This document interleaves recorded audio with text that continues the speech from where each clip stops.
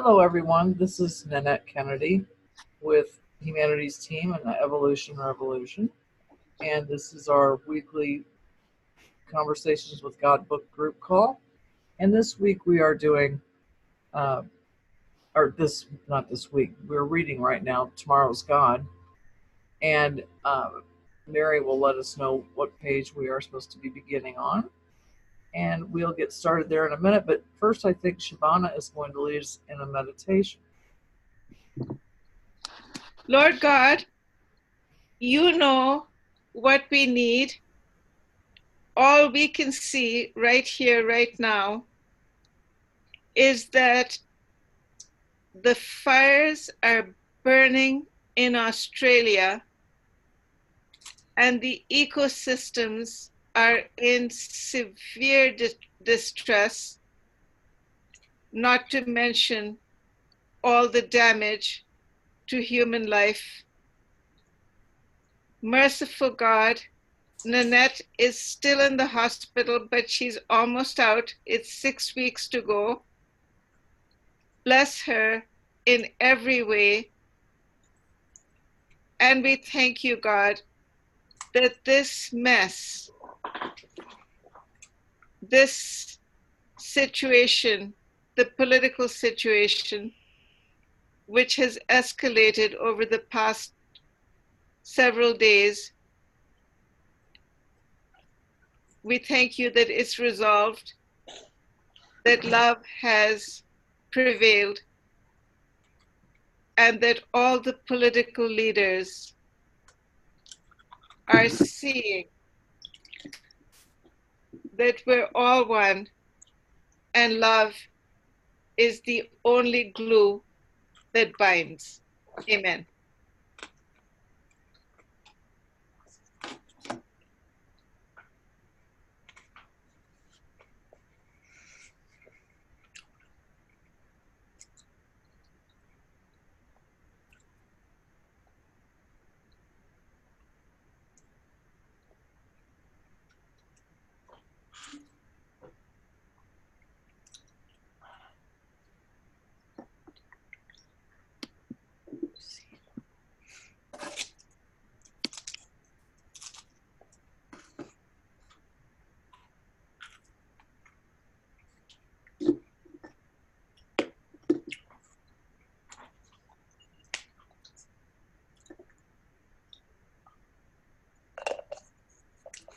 Hello? Hello, anybody there? We're in the middle of a meditation. Okay, thank you.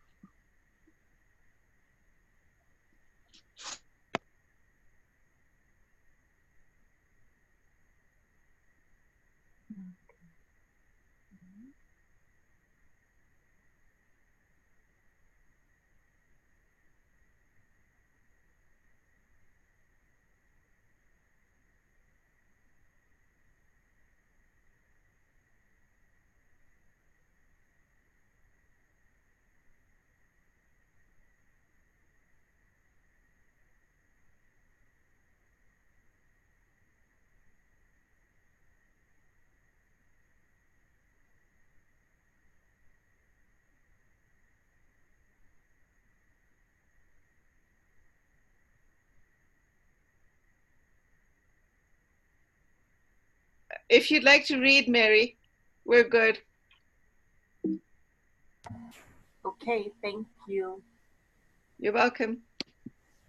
We are on chapter 10, which which is page 132. And it's called You're Making It All Up.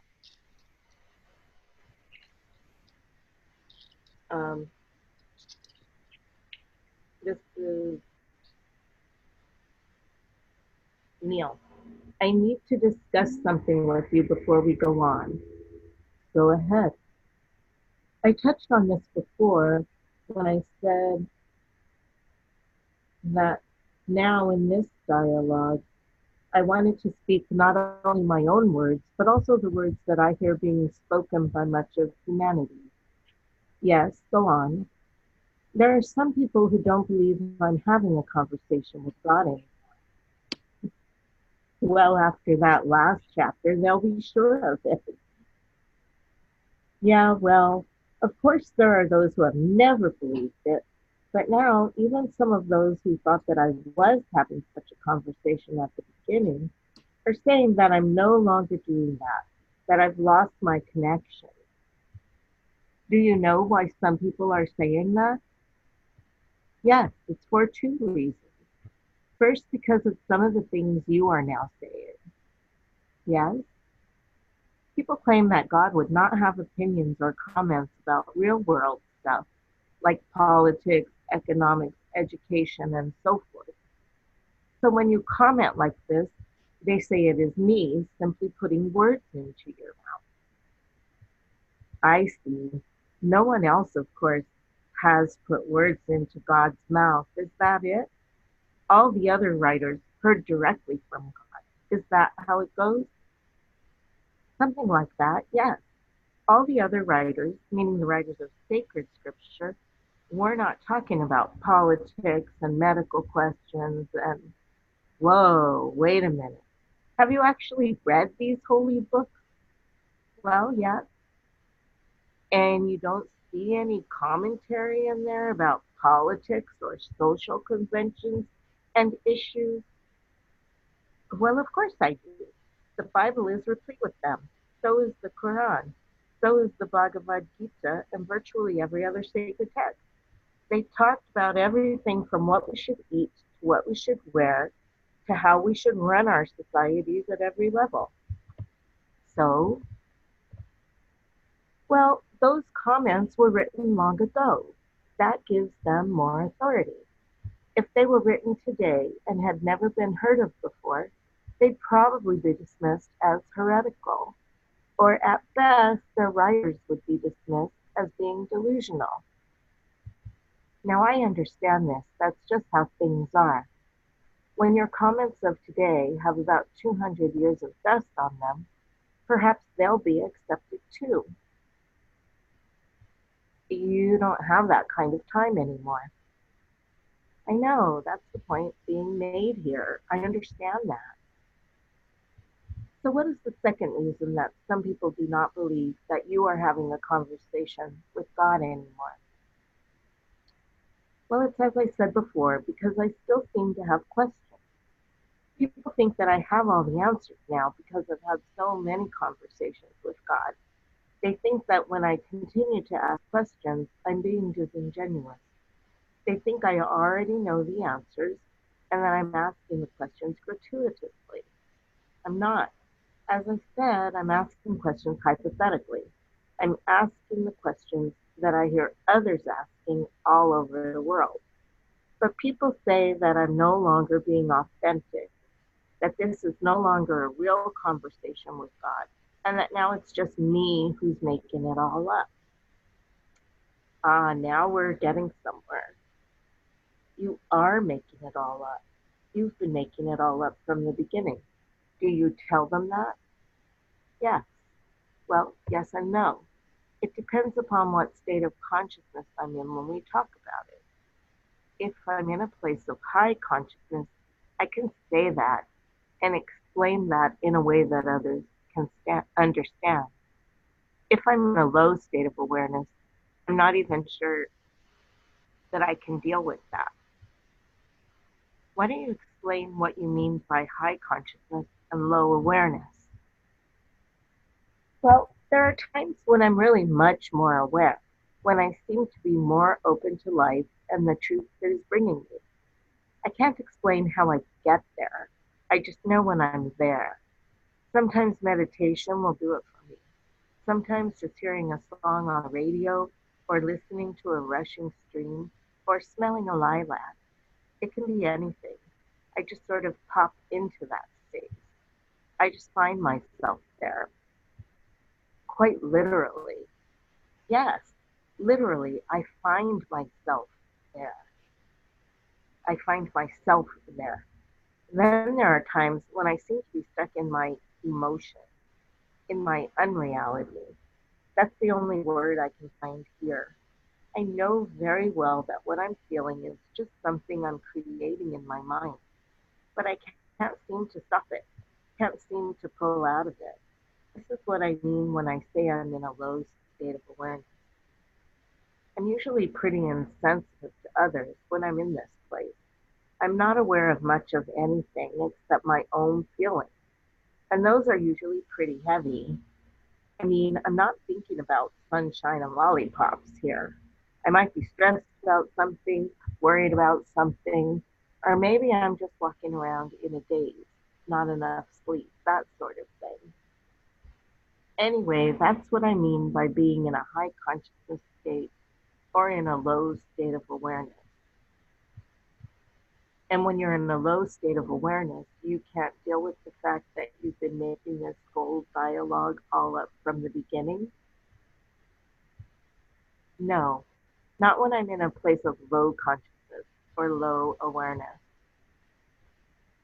Yet that is the point of the entire dialogue.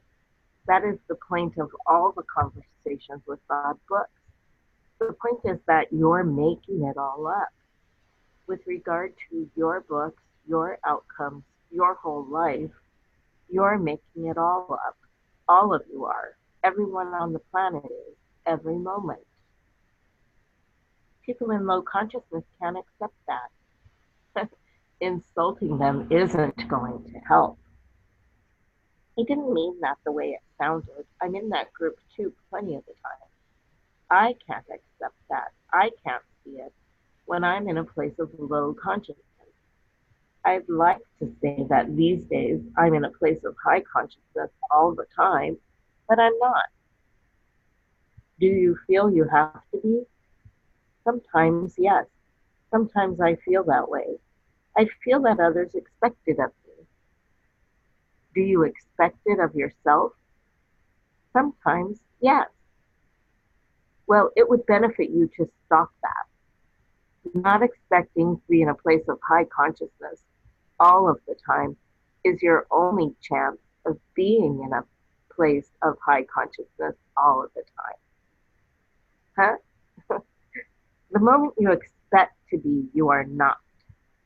The very act of expecting yourself to be something precludes you from experiencing it. You cannot expect to experience something that you are already experiencing. If you are expecting something of yourself, that means you are not now experiencing it. Either you are experiencing something or you are expecting to experience it. You cannot do both.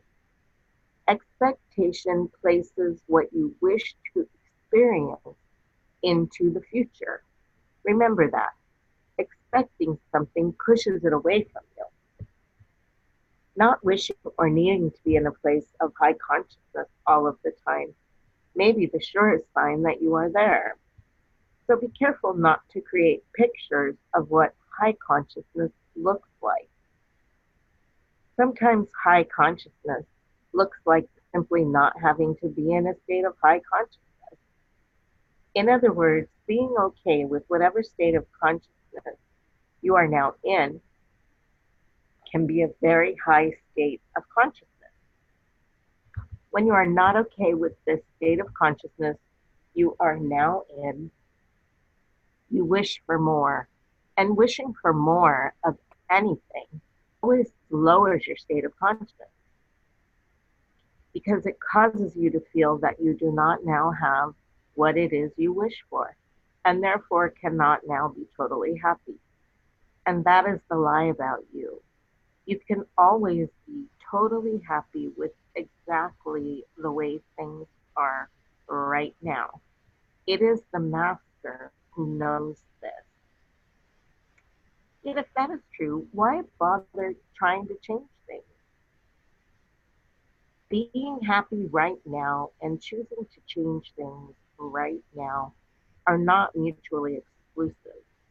The decision to change things does not have to spring from judgment, dissatisfaction, or unhappiness. It can spring from simple preference. Pure creation knows nothing of judgment, but only of desire. Remember, change is a process called life. The decision to change things is the decision to live. It is the choice to live intentionally, to be at cause in the matter of how things change, rather than to be at the effect. You can create the best apple pie in the world and still seek to create an even better. You can know much about the world and still seek to know more. This is called growth. And the urge to grow is not a negative energy, but a positive one. It is not a judgment, but a desire. It comes not from dissatisfaction, but from passion, the passion of life for more life. This passion lies within you and is the driving force behind all creation. Therefore, it has been written, judge not and neither condemn. Yet nowhere has it been written, create not and neither change. You cannot help but change, nor can the life that is around you. Yet while you cannot stop change, you can control how change occurs. You can control how your life changes and how the world changes. The way you change your life and the way you change the world around you defines who you are and who you now choose to be. You can change the world in two ways. One way saves it, the other way destroys it. Your species is deciding which way it wants to change the world right now. In this and in all things, you are making it all up. That is, you are creating it on the spot. You are the creator and the created, the Alpha and the Omega, the beginning and the end. So tell yourself and everyone else the truth, which is that you are not in what others might define as a place of high consciousness all of the time, but that when you are, it is clear to you that you are creating your whole life, including this dialogue.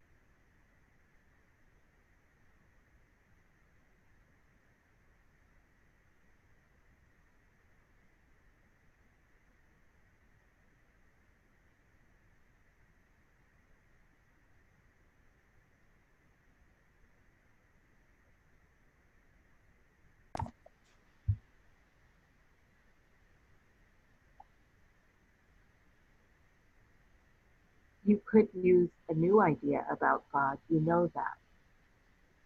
Right now, you're describing yesterday's God, a God who lives outside of you, a God who is separate from you, a God to whom you speak. Tomorrow's God will not be a God to whom you speak, but a God with whom you speak. There's a tremendous difference. In fact, that is, if you remember, the third important difference between yesterday's God and tomorrow's God. Shall we state it again? Number 3, tomorrow's God talks with everyone all the time. Yet the turn of phrase, a God with whom you can speak, can have a double meaning. It can mean that you are speaking with God, as in conversations with God, and it can mean that God and you are speaking at the same time, as in saying words along with me. The first meaning is the meaning associated with yesterday's God. The second meaning will be associated with tomorrow's God. In the future, we will conceive of a God and envision a God and believe in a God who speaks to you and through you, all the time, and not just a God to whom you pray. When you make this shift, everything in your world will change because seeing God in this new way will cause you to see each other in a new way. For if you agree that God speaks to you and through you, you cannot help but see each other in a different light. And when you see each other in this new light, in this new way, you will see each other as the light and the way, and you will no longer be able to treat each other as you have been. That will alter everything. That simple change, that simple shift in your perception will alter everything. That does not seem like a simple shift. Yet the movement is really very slight, theologically and philosophically. You already say and agree that God is the all in all. In the future, you will simply include yourself in the all in all. Where, by the way, do you think you stand in relationship to everything that is? Are you part of it? Yes, of course. You are part of all that is, certainly. Well, then you will see that if God is the all in all, and you are part of the all in all, then God is obviously in you, and you in God, and there can be no separation between the two. Well, of course, this is the message of the entire Conversations with God trilogy, and of all the CWG books that have followed. And that idea is very exciting to me. Yet how do I see God in the terrible people of the world? How do I see God as speaking to and through the world's despots and the world's killers and the world's oppressors and the world's madmen?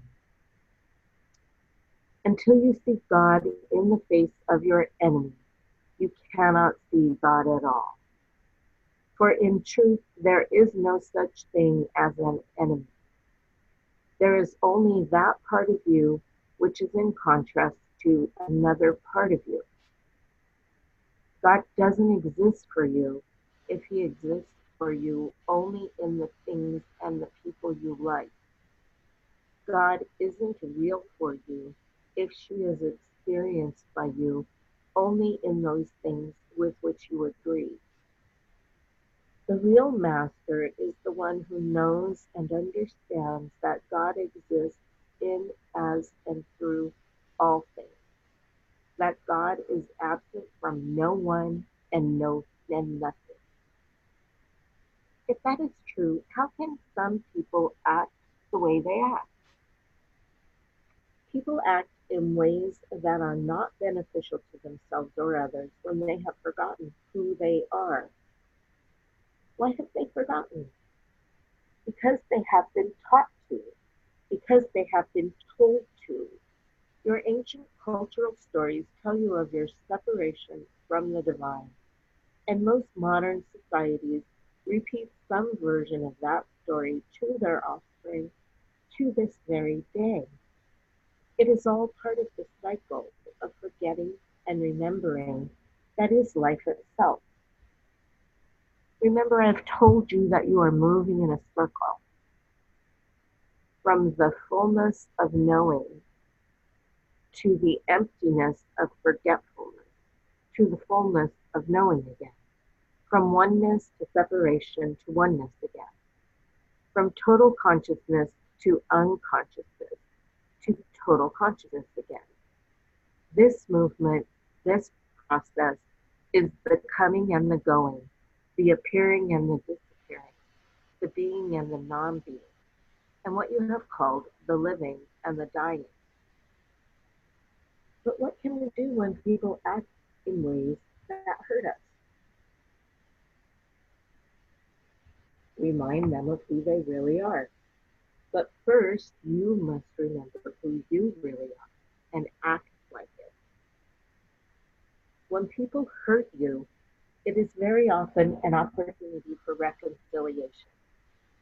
Very few people hurt other people intentionally intentionally without having what they consider a good reason.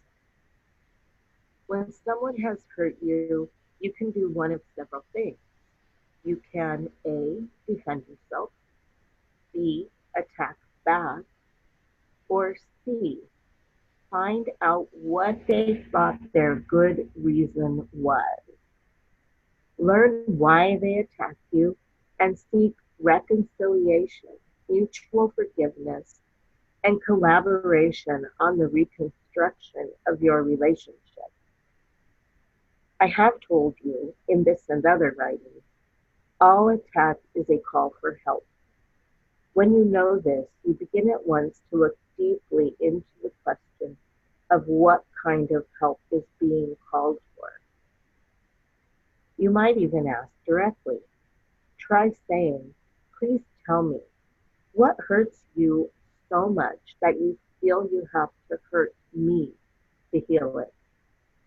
It is not always the case, but it is most often the case that when nation attacks nation, religion attacks religion, culture attacks culture, group attacks group, or person attacks person, the attacker feels that the one being attacked did something or is doing something to which a defensive response is required.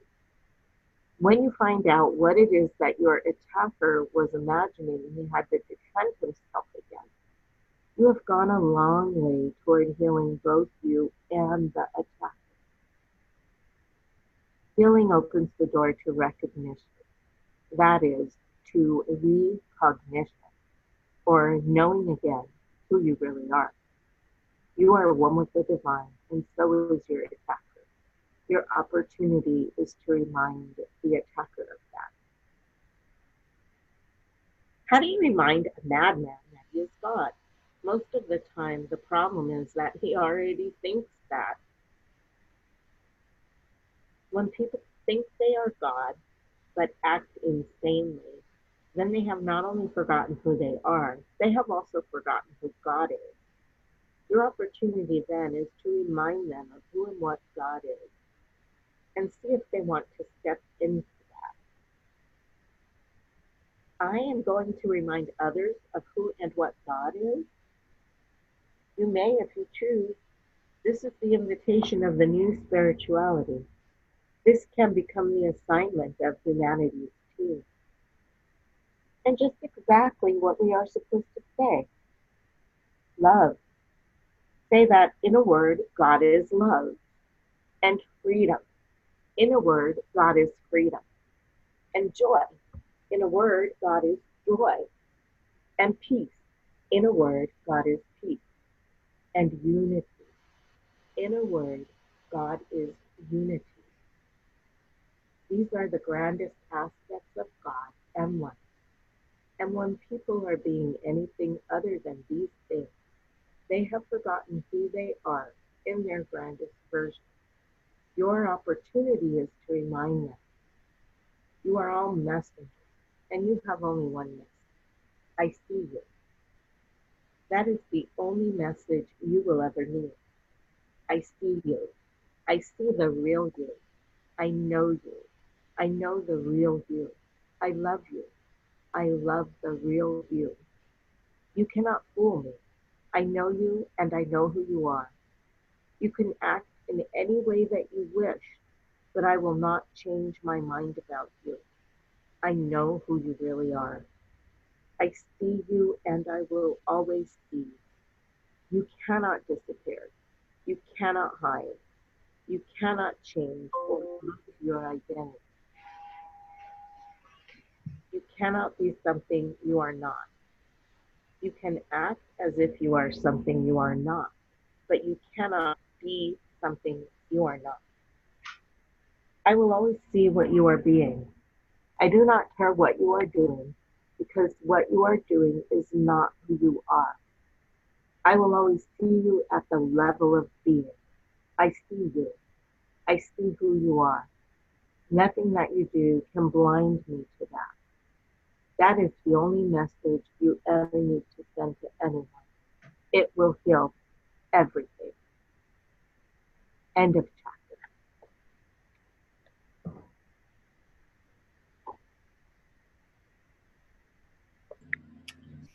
Thank you, Mary. That is some powerful stuff there. Yes, it is. And I'd like to welcome anybody who joined us while we were reading. And who would like to start the conversation?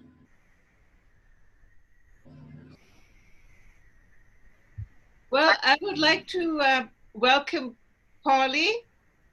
Hi, can you hear me, Polly? Yes, I can.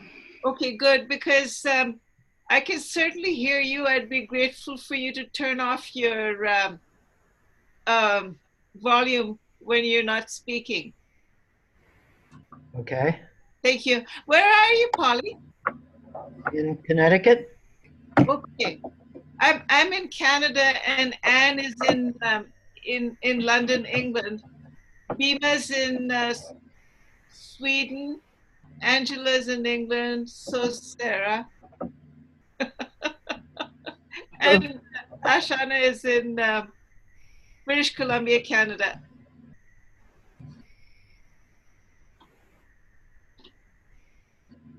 And Well, where are you, Shabana? Calgary, Alberta, Canada. I need that. And I'm in Colorado. Oh, I'm so sorry. I forgot. Nanette runs the show, and I forgot that. No worries. I'm just a little bit above you. We have the same time, almost the same climate. That's right. We do.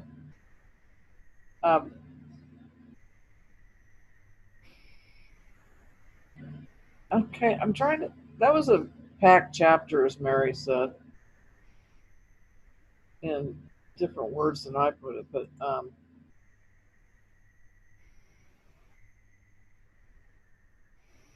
it's something that struck me towards the end of this chapter. Anybody who's ever seen a movie about a prisoner who's going to receive the death sentence, that line that says love and freedom, God says, in a word, God is freedom. And most of the time in stories that have somebody being executed or mistreated, it isn't said outright, God is freedom, but it's portrayed. At least that's the way it is for me. I'm thinking of the Green Mile, for example. That the prisoner that's about to be executed, he let go of all of his fear and everything. And then, if you think about it that way, in a word, God is joy. Well, part of that freedom is knowing that God is joy, and knowing that God is peace and unity, so on. Anyway, that's my 2 cents worth at this moment. Over.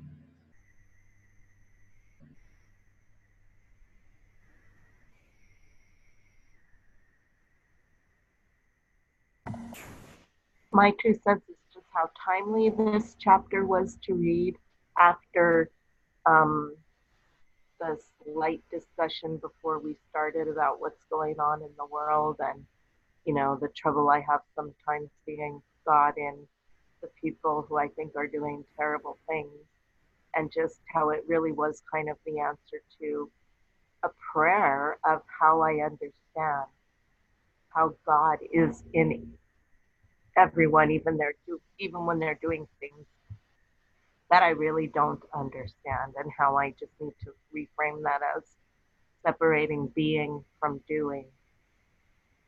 Over. Thank you.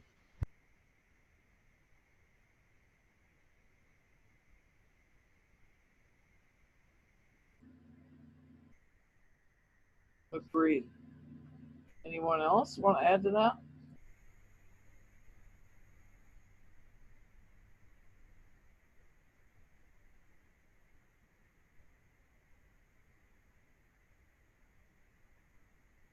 Are you trying to speak, Anne, because you're on mute?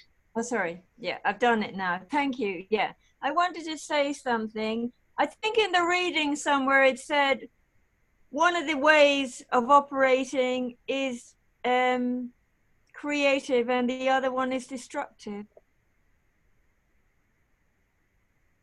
I heard on that reading somewhere that there are different ways of operating, and one will lead to growth and creativity and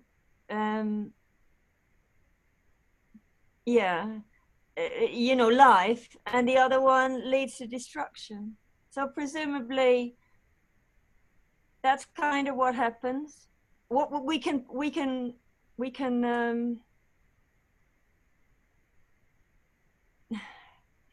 orientate ourselves one way or another, all of us.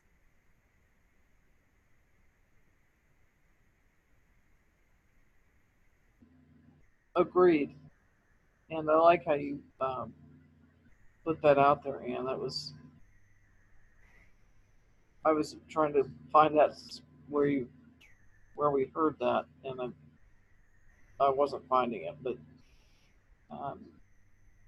I agree with what you just said. Over. Thank you. Yeah, I was trying to do the same thing, Anne, but the best I could come up with is page 134, where it says that you can always be totally happy with exactly the way things are right now. I mean, to judge and condemn ourselves for being in higher consciousness or lower consciousness or whatever. What the masters do is just say, well, I choose to be happy here now with everything exactly the way it is. Was it close to that? Well, that sounds like how you do it, but no, I think I heard something along the way. The thing is, I don't actually have the book, so I can't look at the book to see. But I heard something along the way in the reading that there are ways we can operate, and one pathway leads to destruction, and another pathway leads towards life and creation and renewal. Or I'm adding those words, but basically there are, I suppose I've seen it in other things where there are forks in the road, and you can take one. You make a choice which way which path you put yourself on. But I didn't hear that in the reading. I just heard that there are two paths, two ways of going. Somewhere in that reading. Hold on a second now. I'm going through the whole chapter from the beginning to the end. Mary, how are you doing it? Are you looking? I'm looking. I do remember there being something about that. I haven't found it yet. Okay. I have a comment. Oops. This is Dan. I have a comment. Go ahead. I think there's only two ways to go. You either go toward God or away from God. Oh, yeah.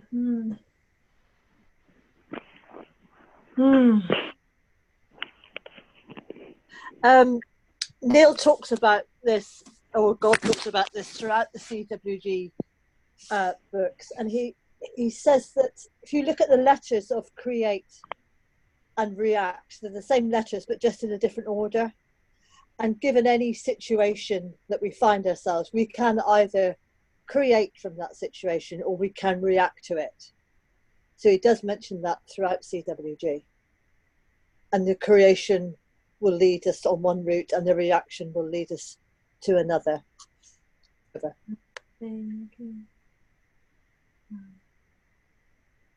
I think I found it. Oh. It's page 143, exactly what Angela just said. It's near the top of the page. It says from oneness to separation to oneness again, from total consciousness to unconsciousness to total consciousness again. Does that sound right, Anna? And that sounds like another way of saying it, but I think I heard something about there being two approaches. No, that wasn't the bit. That wasn't the bit. Although it adds to it, doesn't it? well, I'll just keep going through the chapter and see if someone else finds it. Thanks. You're welcome. Have you got a book, Nanette? I guess Nanette's gone. You know, I'm looking and I'm not gone. Oh, okay. I was Do you on have a mute. book? I was on mute. It's your Oh, request. okay. Have you got a book? Yes, I've got a book and I'm looking for it too. Oh, okay, good. Because and the only thing I can see, which is not at all what you were asking about, is that there are 4 ways to react. Now that's not exactly binary. A, B, Okay. C, D. No, A, B, C. Do you want to hear it? Yeah, go on. Yeah. Okay. When someone has hurt you, you can do one of several things. You can A, defend yourself, B, attack back, or C, find out what they thought their good reason was.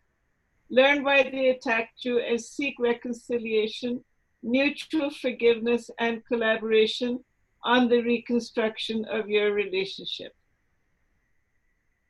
Mm.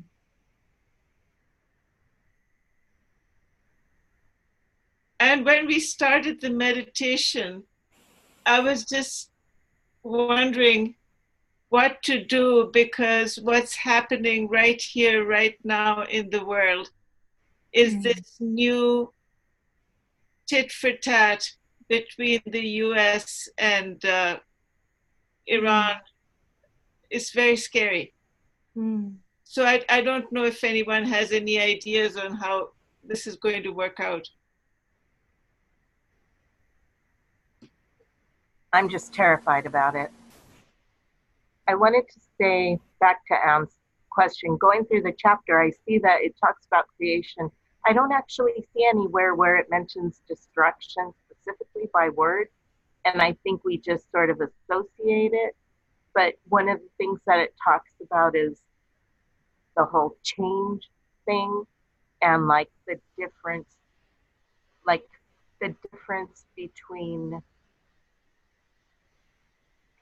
creating, like, change is going to happen whether or not we participate, and our choice is participating in a way to create.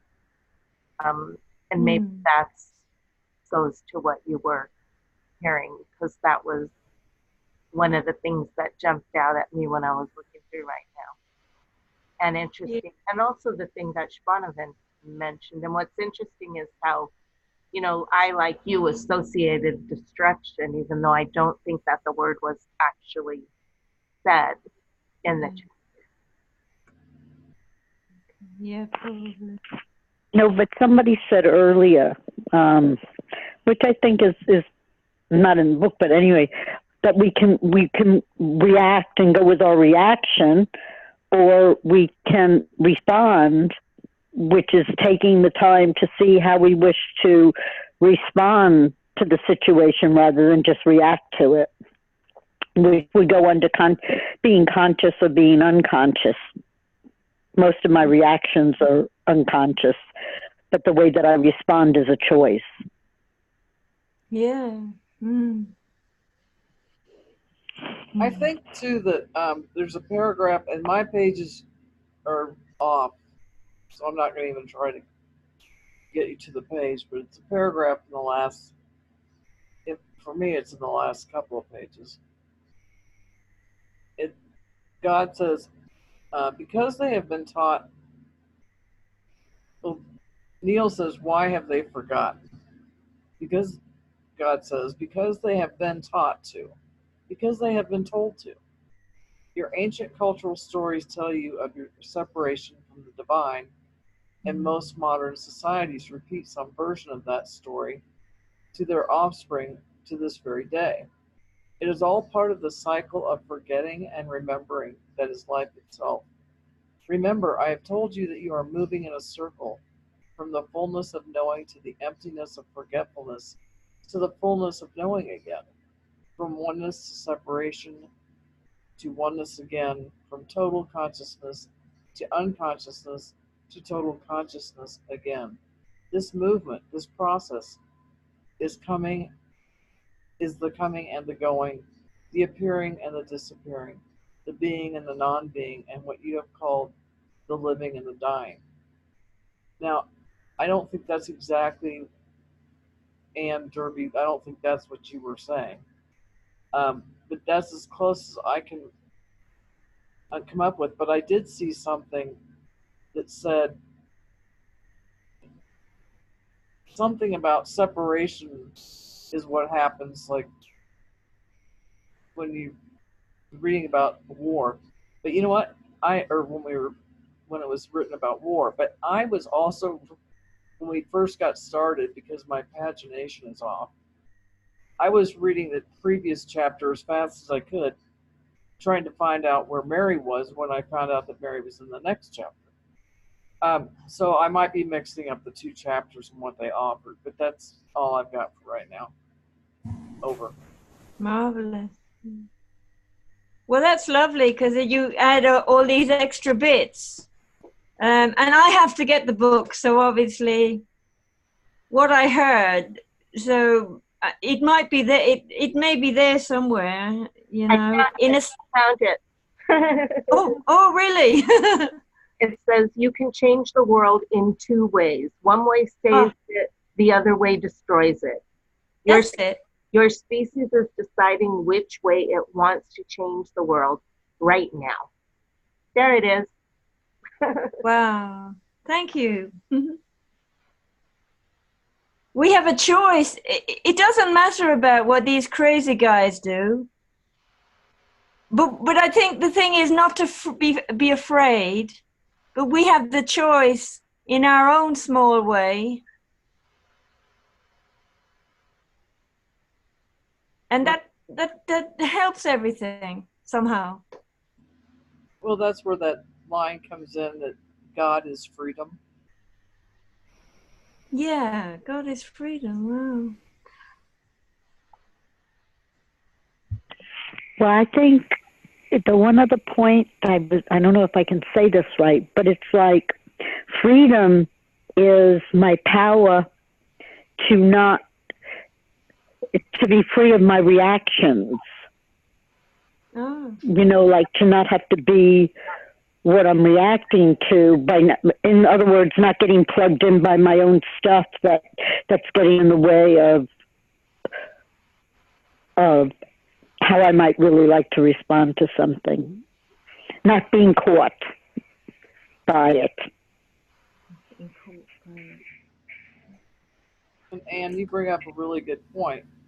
And at the same time, I would underscore, this is, I believe, you take it or leave it, but I think if we get into the, say again what you just said, Anne. Me?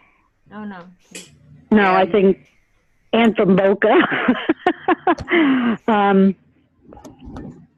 trying to think of freedom is that I not get caught. In other words, that I'm free from whatever triggers me. You know, that I'm not stuck in that's triggering me, but I'm free to choose, to not be triggered by it. That's my freedom, is when I'm not caught by it. Right, okay. And now what I was thinking is, if we don't want to confuse things with not addressing things that occur to us in our lives, because I went through many years saying, I'll deal with it later, I'll deal with it later, I'll deal with it later, I'll deal with it later, and then one day later came and it knocked me off my feet, because I wasn't ever dealing with things as they were happening. And it doesn't mean I was making a mountain out of a molehill. It doesn't mean it just meant there were some real serious issues that I had been going through, and I thought ignoring them was kind of dealing with them, and I was ever so wrong. over.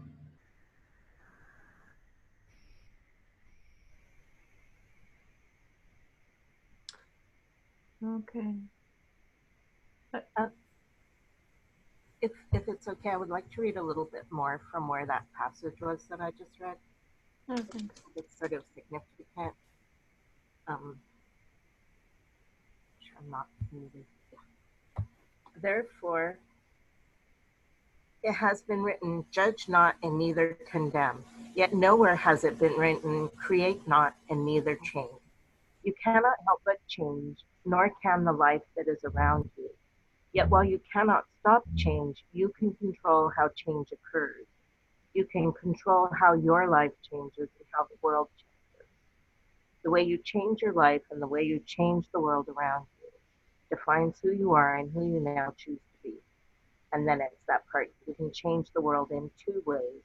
One way saves it and the other way destroys it. Your species is deciding which way it wants to change the world right now.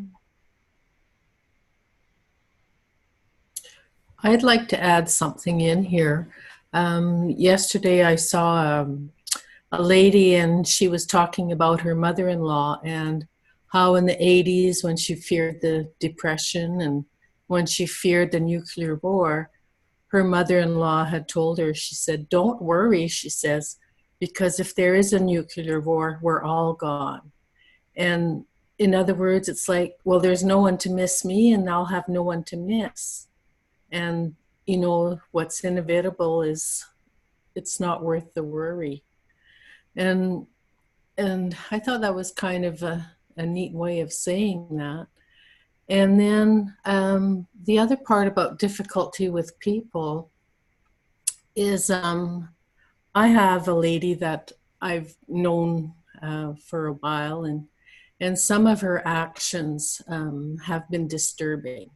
And so I've always struggled with that because, yes, on one hand, you see the being in them. And on the other hand, it was like, well, every time I think of her or I read her posts, I get upset. And so I spent a night thinking about that. And this morning what came was, I cannot allow myself to lose my peace over this. Being centered in peace is the highest calling. And so to just say, let go and let God. So every time I think of her, I send her a blessing and I say, let go and let God, and return to peace. Yeah. That is beautifully profound. Thank you. Agreed. And Ann, you may not know this, but I'm in a convalescent hospital right now because I broke my hip. Oh, God. And it houses the elderly, it houses quadriplegics, schizophrenics. It's a wide range, and then people with injuries like myself. And sometimes it can be hard not to get swallowed up into, and I can't even call it drama, because for the people that are suffering from these things, I don't think they're doing it for drama's sake. I think they're there for whatever reason. But what was just said about shooting love to people, that wasn't the way it was put. But that's what I'm trying to do here, because there's some things I can do. Other things, it's not in my,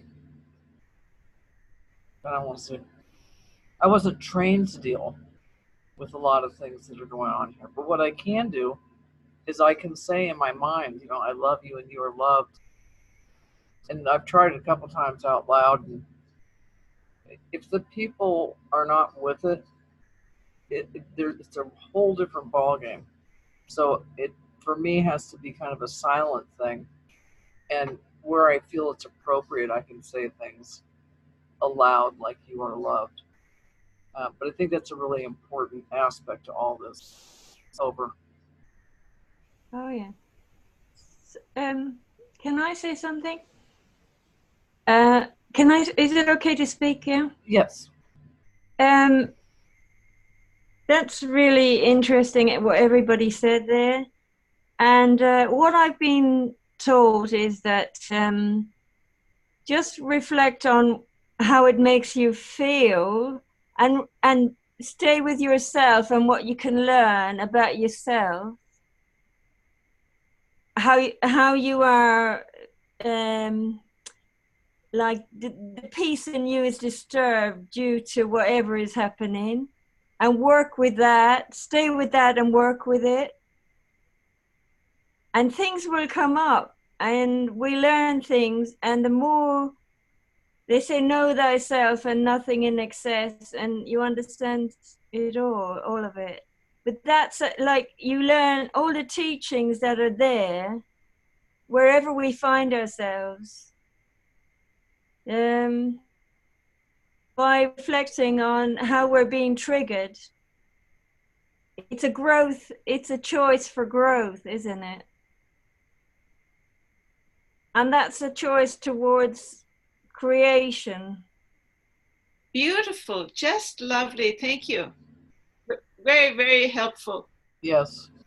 Oh, thank you. Choice is a big part of it, and for me, and I'm sure for most people on this call, choice I think it takes some work, and Yeah. I still forget it, but most of the time I have to remind myself I've got a choice here. I can choose to be outwardly angry, or I can choose to, bless myself, bless the other person, and move forward. So I think that the word choice is key. Over. Yes, part of it too is 100% responsibility, because I'm 100% responsibility for whatever reaction I have, but they're also 100% responsible for what they choose to put into the world. So the only responsibility I have is my reaction to it. Whatever they're doing is between them and their own higher power. Excellent point. What I love about this chapter is the reminder of that there is no separation beyond everything. We are one, and the source in me is a source in everyone else. And it's easy to forget when we live in this world with all these robotistic things and frightening things of killing and all this. But there is a program going on somehow. But to wake from that is so important. And it reminds me of one day when I was sitting in the car, going to a meditation group. And I was listening to a program that was before election in Sweden. So there were talks about political things.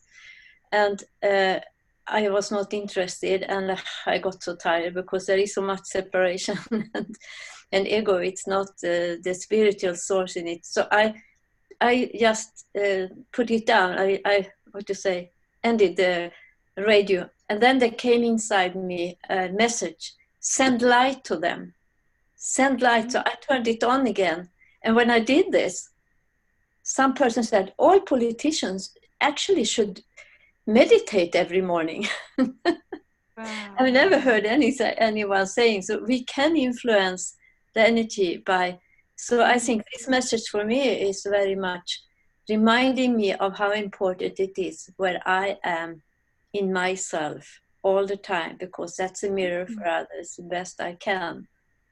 So that is my mission in a way, but I love these scriptures because they remind it. Yeah, so that was just. Thank you for sharing that. Over. Okay, over. I was going to say we're a few minutes after the hour. I didn't know, Shavana, if you wanted to do a 1 minute or 30-second about the Iraq U.S. deal or not. I'll do it real quick. Okay. Lord God, you know that the power in Anne, Nanette, Bima, Angela, Anne, Mary, Sarah, Ashana, and myself is huge. Each one of us is a powerful incarnation of goodwill and peace. And right here, right now, as a collective, we are radiating love the way Bima did. And we thank you already that all the political leaders are meditating and the retribution and the threats of retribution have already collapsed. So we praise you and exalt you and magnify you and thank you for this. Amen. Thank you.